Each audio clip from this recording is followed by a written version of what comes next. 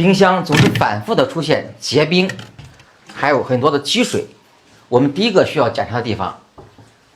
就是咱们冰箱门上的密封条，看它有没有出现老化变形。就像这样，门关不严，然后空气进入冰箱内部，遇冷的话，它就会产生结冰或者积水。如果说咱这个密封条老化的不是很严重，咱们就把密封条拆下来，然后找一盆热水，在里边浸泡半个小时，再重新装回去，这样基本上都能解决问题。如果说真的是发现密封条已经老化非常严重了，而且上面明显能看到有裂缝，这个时候咱们就买个新的密封条，重新把它装回去就可以了。买的时候咱们看一下咱们冰箱上面这个型号就可以了。然后呢，你看你是上门或中门或者下门，它的型号是不一样的啊，按照型号去买就可以了。第二个需要检查的地方就是这个温空气。很多人认为温空气上面这个数字代表的是冰箱温度的高低，其实这个数字代表的是压缩机的运转时长。如果说你这个温空气调不对，冰箱也是会出现结冰、积水，而且压缩机呢会频繁的启动。今天我就告诉你，这个温空气到底应该怎么调，才能既省电又不结冰。咱们在春秋天的时候，这个温度咱们调到3档到4档之间，夏天的话调到2档到3档之间，到了冬天咱们就调到5档或者5档到6档之间就可以了。如果说咱们家里边冬天有暖气，你的室内的环境温度在20度左右，咱们就还按照春秋天这个温度去调，就调到3档4档就可以了。这样调完以后，冰箱它就不会结冰，也不会有积水了。第三个需要检查的地方就是这个小圆孔，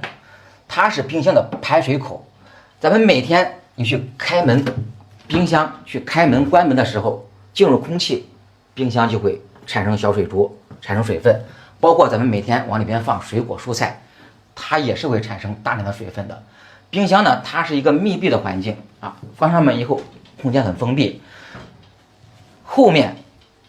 这些产生的水珠，它都是通过这个小圆孔排到冰箱外边的。如果说它堵塞了，下面呢就会产生很多的积水。网上有很多博主在让大家去疏通这个排水口的时候，会让大家使用这个电线啊去疏通。我呢不建议大家去使用，因为这个电线它都是很尖锐的，前面是铁丝或者是铜丝，很尖锐，很容易就戳破咱们冰箱排水口的内壁。如果说内壁戳破了，咱们再去维修，这个代价就非常大了。我呢建议大家呀去使用这个前面带毛刷的冰箱疏通器，这个呢也很便宜，才几块钱，而且呢它是可以重复使用的。咱们在使用的时候也非常简单，前面带毛刷的这头，把它塞进这个排水孔里面，就这样来回的抽插疏通就可以了。如果说你第一次疏通的时候塞不进去，就说明它是里边有冰块或者有异物堵住了，咱们就往里边弄点热水给它泡一会儿，然后再去疏通就可以了。塞进去之后，就这样反复的抽插疏通，直到这个疏通器你感觉在里面抽插的时候很顺利，没有什么磕绊就可以了。这个小毛刷呢就塞进去，咱们也先不要拿出来。咱们来到冰箱后面，打开这个后盖，看一下这个小毛刷已经从这个下排水口出来了，说明这个排水管已经疏通了，这样冰箱的水都通过这个排水管流到这个接水盒里边。咱们这个接水盒呢，咱们也要定期的把它拿出来清理干净。看一下这里边的水也是非常的脏，有时候家里边或者冰箱里边异味比较大，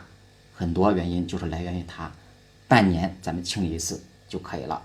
觉得视频对你有帮助，点赞支持一下。